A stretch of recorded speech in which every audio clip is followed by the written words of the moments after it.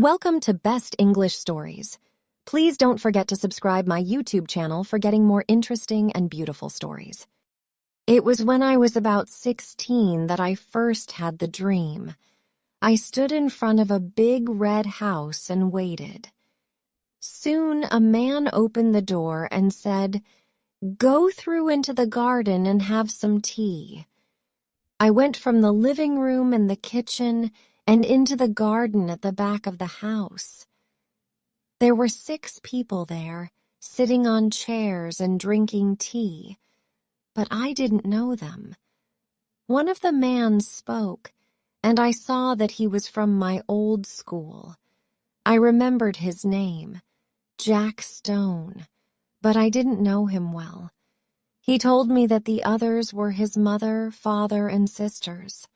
I didn't like it in the garden with those people. Nobody spoke to me, and it was very hot. I wanted to go home. In the corner of the garden was an old tower, a very tall, thin building. Suddenly, Mrs. Stone turned to me and said, "Jack is going to show you your room now. It is in the tower." I didn't know what, but his words frightened me. I knew the tower was dangerous, and I didn't want to there. Jack stood up, and I knew I had to follow him. Inside the tower, we walked up and up in the drac, and then we arrived outside my room. Jack opened the door, and I woke up suddenly before I went into the room. I had this dream many times. It was always the same, the garden, the family, the tower, and I always felt very hot and frightened when Mrs. Stone said, "Jack is going to show you your room now." But I always followed him up and up in the dark, and when he opened the door, I always woke up. I never saw what was in the room.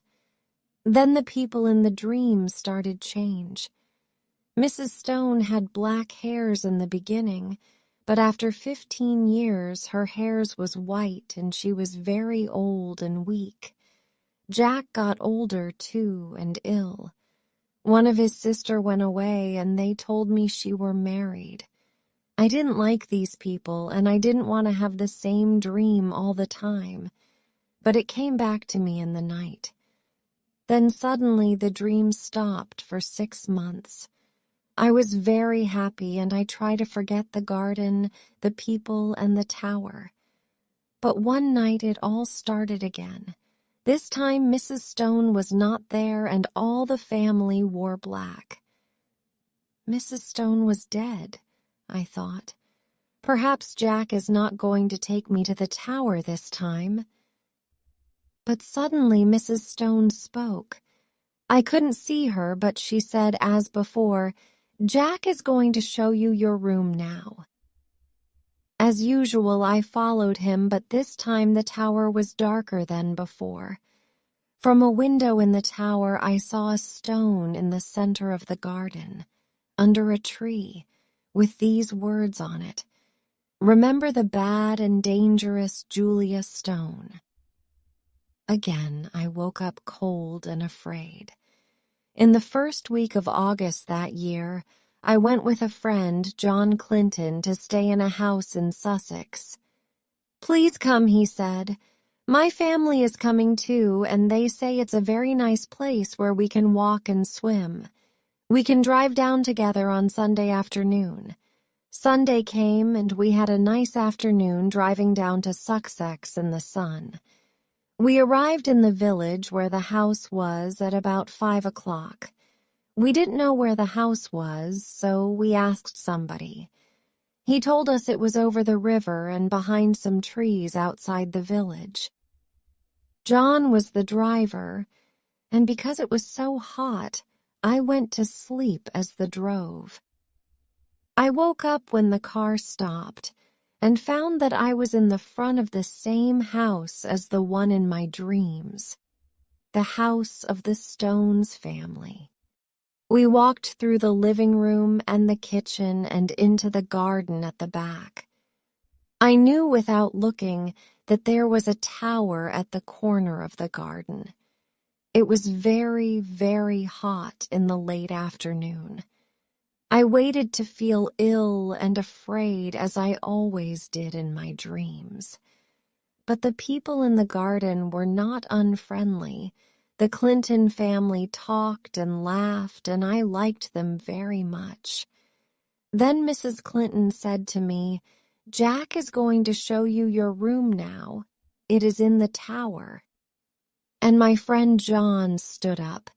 His family always called him Jack, and I followed him up to the room. I was afraid when he opened the door because in my dreams I always woke up before I saw the room. But this time I went in. Everything was very nice inside, and my bags were ready for me on the bed. Perhaps it is not bad here, I thought, and perhaps the bad dreams are going to stop now that I am here, in the room, in the tower. But then I saw 2 pictures near the bed, and that same cold fear came back. One picture was of Mrs. Stone, old and with white hair, as she often was in my dreams. The other picture was of Jack Stone. His face was ill and angry, as he was in my last dream before this visit. I looked at the picture of Mrs. Stone for a long time. She had dangerous eyes, and they followed me round the room. John Clinton came back to tell me dinner was ready. "I didn't like this picture, John," I said. "I'm going to bad dreams tonight if it stay here. Can we move it outside?" "Yes," said John. "Let's move it now." But when we tried to carry it out, it was very, very heavy. We couldn't carry it. We put it down on the floor. John suddenly said, "Oh, look, there's blood on my hand, a small cut from this picture." Then I saw there was blood on my hand, too. But after we washed our hands, we have no cuts. So we tried to move again the picture. I didn't want to look at Mrs. Stone's face as we moved her picture through the door, but her eyes followed me again. There was a smile on her face now, but her eyes were more dangerous than before. Her mouth was blood red, and the picture was heavier and heavier. We left the picture outside the room. We went down to dinner, and when we finished, John and I went out into the garden to smoke.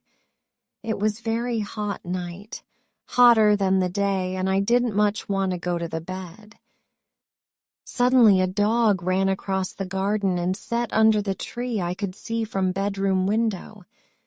The dog sat on the place where the stones was in my dream, but it didn't move. It was frightened. It sat and looked at the tower for a minute and then ran away.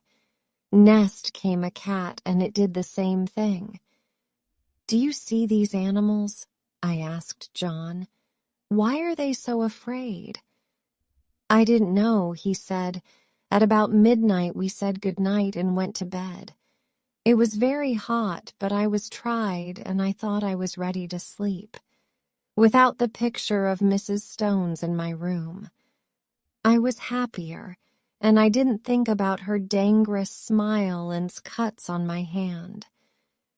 I closed my eyes and slept. I woke up suddenly. I didn't know what time it was. The room was very dark, and for a minute I didn't know where I was. Then sudden fear. I remembered the light came on, and I saw a woman I knew, the women in the picture. I saw those dangerous eyes, the blood-red mouth, the smile. Mrs. Stone put a cold hand on my neck and spoke. "So, you are here in the tower after so many years and so many dreams." "Yes, I waited and waited for you, and then I stopped waiting, but at least you came. I am so happy that you came. Tonight I'm going to have a good dinner. I am thirsty. I am hungry. I am waiting. Yes, I am so happy that you came after all this time."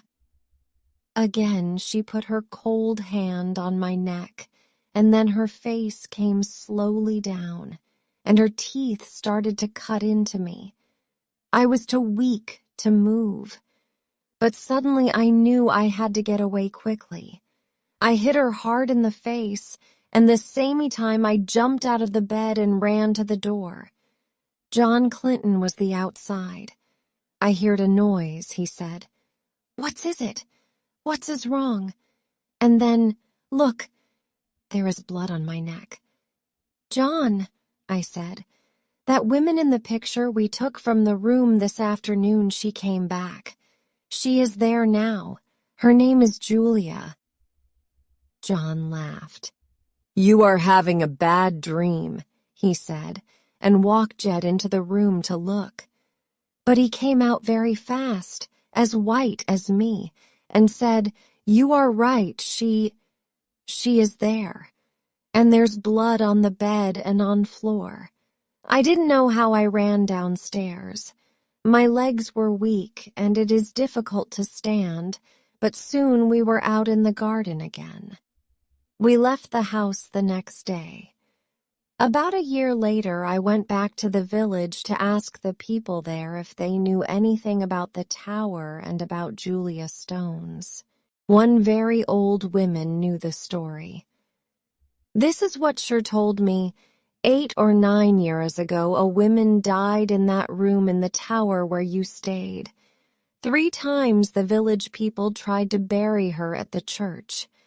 But each time somebody saw the dead woman's ghost late at night with blood at her mouth and a dangerous smile. Then we knew that she killed people and drank their blood. We didn't want to try to bury her anymore, so we took her back to the house with the tower and buried her under the tree you can see from the window of that room. There she stays and waiting quietly, someone's for many years. But people say she visits young men in their dreams and she bring them here. I think you know what happens to them when they arrive."